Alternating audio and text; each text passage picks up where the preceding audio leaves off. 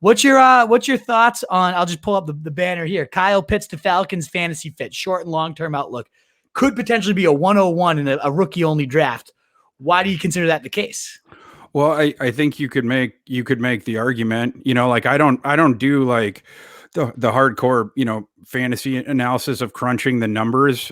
So like, I'm can I swear on this or no? Oh, please. Yeah. Okay. Let it rip. So I'm going to be talking out of my ass a little bit here, but the way that I run my team, I'm just speaking from my perspective here, is, with high picks like that, I'm looking, it's merely an equation of excess value over the position expected, for each specific thing. Right. And so like, if I have an open running back spot, say, and I have an open tight end spot, say, and I'm considering, Najee and Etienne and Javonte, and then it's, and then Pitts perhaps, let's say I don't need a receiver. Let's say it's just that bucket or whatever.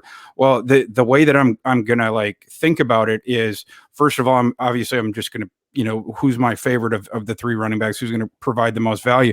But then with Pitts against that guy, it's going to be like, what do I expect Pitts's value to be at that position relative to the average dude?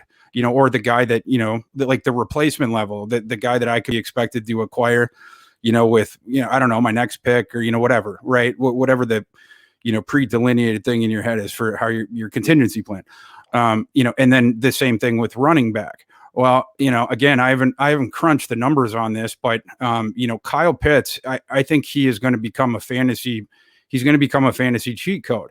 Like, he wasn't college fantasy. And I think he's going to be in the NFL as well. And guys like that, they're, especially it's some of the ways that the scoring, it depends on what your scoring is.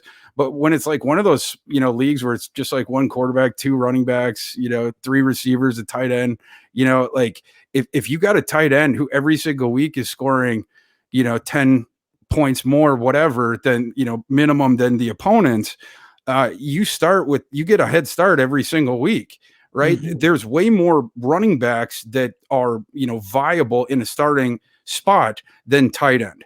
Right. And so I think with him, it changes the equation a little bit. For, the way that I think about Kyle Pitts is it's not instructive to think of him as a tight end, even though that's what, he's listed at or whatever. He's 95% of Megatron, but he has longer arms. But like the ball skills, it's, the same thing, it's just 95% of the athletic profile. You watch the tape, it's the same thing.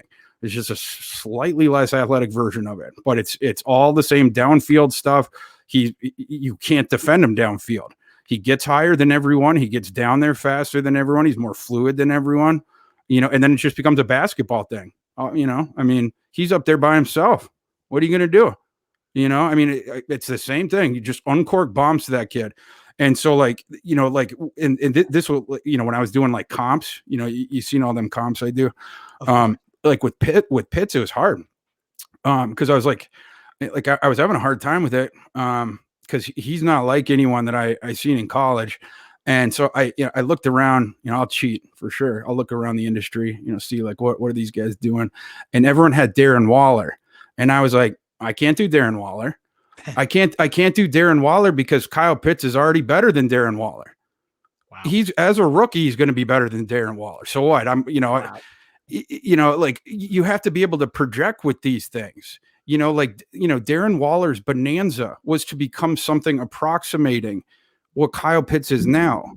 Right. And so like where he goes, again, like I just think it's when you look at Megatron's career, I just think it's slightly, it's just 95% of that. But then, with Pitts, you have the ability to move him around now in the formation and get a little bit of blocking value out of him too. Before he was a dog shit blocker. He was real bad. Earlier in his Florida career was terrible. Like he truly was just a big slot, period, or a big receiver, whatever you want to say. But this past season, he basically came into 2020 with only two sort of weaknesses, before he was seen as more of like a, mid first rounder, or a pick in the 20s. Right. And so the two big things were, He sucked at blocking. Like you just don't even try. He's a matador. And then he had some concentration drops. I think he had 6 drops in 2019, and his ball skills are insane. So they were all just, stupid things, taking his eye off the ball or, fussing with the defender, at the catch point, like shit like that. And so, it's just small things. Well, anyhow, he comes into 2020. And you got to realize this kid's just a stud at every other metric. It's just like this is real nitpicking stuff with the kid that's this good. He didn't drop one fucking ball last year. They were tossing him all these all these Kyle Trask ducks downfield. They're wobbly. All these SEC teams are throwing 2 or 3 defenders at Kyle Pitts. Like you're never single covering Kyle Pitts, like unless you want to be fired on the tarmac like Lane Kiffin. And so it's like that he's just posterizing people downfield. He didn't drop one. Like it's absolutely stupid. And so not only that's not all, folks. Whereas before he was an absolute, like I said, dog shit blocker. Last season, he became slightly above the watermark for being an above average starting SEC inline blocking tight end. Like, which that doesn't sound like much probably, but for him was an enormous jump forward, jump forward. So like now you can actually envision him in those, different things. He's never going to maul anyone, but he's crazy long. He's super duper athletic, and he tries his ass off. Blocking, you don't need to knock someone's head off. You just need to seal them for a second. Pitts should be able to do that a bit in the running game, and you're not going to need him to block in the passing game. Absolutely. Man. And just to kind of like illustrate your point too, a bunch of key things. There's the edge, like above the replacement at tight end. If he develops into like one of those elite guys, like you said, 95% Calvin Johnson at tight end. I mean, you picture fantasy football. I actually have Travis Kelce as my number 1 overall this year. So it's almost kind of what you're saying in your rookie drafts. Maybe I should have Pitts as my number 1 overall if he could be that level of player, or even potentially better. You look at what Kelce did last year, was the PPR wide receiver 3 behind only Tyreek Hill, Devontae Adams, running back 3 behind only Kamara and Cook, doubled the tight end 6s in scoring. So you talk about replacement wise, the 6th best guy, Kelce doubled up. And then, 80 yards TD in 13 and 15 games, top 12 in all but one, outscored the next closest by 60. And it sounds like Pitts really could be like that level of edge, if not potentially even greater. Am I hearing that right? Yeah, it's just, I think people overthink like that sort of a thing. And then sometimes there's, maybe you don't trust yourself as much. Right. And so that's when you start to like, follow the consensus opinion or like stuff like that. But to me, it's just a math problem, right? Like you have to get to what, like, for instance, say in your league, it's 110 a week. Right. Or 120, whatever the thing is for this score is basically going to win every single week. Well, if you're constructing that in your head, if at one of these ancillary positions that you usually just write off as a 0, if all of a sudden you could start writing 20s in there, how much easier does that make the rest of your fucking job? You know what Absolutely. I mean? Yeah. Too easy. And the other good news with Pitts too is he goes into a system with, Arthur Smith, who has crafted some really, really good offenses. A couple things I love about him is, one is usage of tight ends. Last year, only 5 tight ends saw 100 or more targets. I take this one from Scott Barrett, one of my favorite on everywhere for fantasy. Only 5 tight ends had 100 or more targets. Only 2 had more than 800 receiving yards last season. Delaney Walker did that for 4 straight seasons when Arthur Smith was the tight end coach there. So this is a guy that likes his tight ends, knows how to use them, has coached them for so many years. And now he gets potentially one of the, if not the biggest athletic freak at the position. You got to imagine that's going to work in his favor. And then never mind the fact that he's so efficient. Arthur Smith in the red zone look what Jonnu Smith did in the red zone last year, like put him in the backfield, line him up wide, tons of these touchdowns. And it sounds to me like Kyle Pitts could be just 5 levels above a Jonnu Smith. I mean, the Titans last year with less talent than in terms of weaponry than the Falcons, in my opinion, scored touchdowns the last 2 years under Arthur Smith, 77% and 74% of their red zone visits. I could see them easily. And in that same span under Dirk Cutter, the Falcons were 25th and 26th. 51 and 53%, literally 20% more touchdowns going to the Titans with less talent.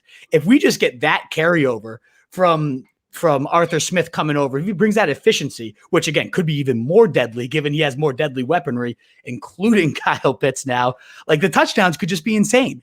I could see the Falcons leading the league in touchdowns, and obviously Kyle Pitts would be a huge part of that. So, man, 101, I hadn't really been considering it, but the fact that I have Kelsey on my big board at 1, I should be considering that a lot more. If Kyle Pitts is as freakish as he is. I like that call a lot. Yeah.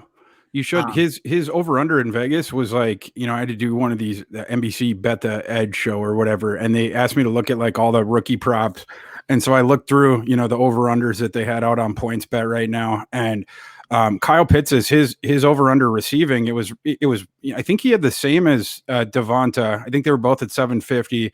I think Waddle was maybe like 725 or 700, like something like that. Chase was maybe. Was he in the 800s or like something like or 900s? I forget. But anyhow, my favorite bet on the whole board was the over on Pitts. I absolutely love that one because the other thing with it is, first of all, I think he's going over that no matter what, over that number. But the other thing is, if they trade Julio Jones, he is going so far. He could effing double that number. If they trade Julio Jones, Kyle Pitts is going to be that team's number 1 receiver from day one. Wow. It's just, Ridley will slot in as Ridley will essentially stay in the same thing he's been doing. It's just the Pitts will assume the Julio Jones stuff, and then everyone else, it's like, but the rest of the receiving corps sucks. It's like Russell Gage played a little bit better, but it's Russell Gage. And then if they trade Julio, their third receiver would be like Olamide Zacchaeus or Greg the Human Dortch, like one of those guys, they don't have a lot there. So, again, like the targets would all be funneled up the ladder. And you mentioned it, like the system, Tennessee gave I think Anthony Ferkser had like 40 catches last year. Yeah. He was like number 4 on the team. Even if he doesn't have guys for those roles, he'll find somebody, to throw it to or whatever. Pitts is going to be like the wet dream. And whereas with Tennessee, it was like, you had the 12 personnel with more of that smash mouth element with Henry. With Pitts, I think it flowers out the other way where it's the 12 personnel, but it's about spreading the defense, right? It's about getting bodies out in space. That's one other point that I want to make about Pitts. It's Kyle Pitts really helped. He really helped Kyle Trask, but he really helped Kadarius Toney for one as well. Yeah. Because when Kyle Pitts is on the field, people get sucked to him. I mentioned before, like you have to have 2 defenders on him, 3 defenders, whatever, you have to play the safety back. It changes the whole geometry of the field, and very much like a basketball court with LeBron James on it, where it's just, you see the geometry moving, the spacing moving, depending on where he goes. It's the same thing with Pitts, and it opens up more space elsewhere, from the alignment on down. And so I think that will allow, I think with Atlanta, you're going to see more, more spread. And that's something that, going back to Javian Hawkins, it really facilitates his game. He's a guy that likes to run, shotgun spread, find a crease, because he's looking for that lane all the way down the field. He goes down on first contact. That's the, my biggest issue with that kid. But, if he finds that lane and the way that you can get it for him is thinning out that box. You can't stack a box with Kyle Pitts on the field. You need your hybrid defender on Kyle Pitts at all times. You don't have extra guys to put in the box at that point, right? Because you're going to have at least 3 wide, maybe 4. That's another thing that I think sets up very well for the Javian Hawkins breakout, rookie breakout campaign. Love it. Man, that's very intriguing. I like the Kyle Pitts potential at the 101. You're getting me sold more and more, and I love it. I mean, he's pretty easy to love. Like it's not a hard thing for me to love Kyle Pitts here. But it's just making that much more sense the way this all can fit together. Those Falcons. I mean, now I'm thinking about Matt Ryan. Like maybe I'm way too low on this guy. He could chuck like 45 touchdowns with the weapons unless they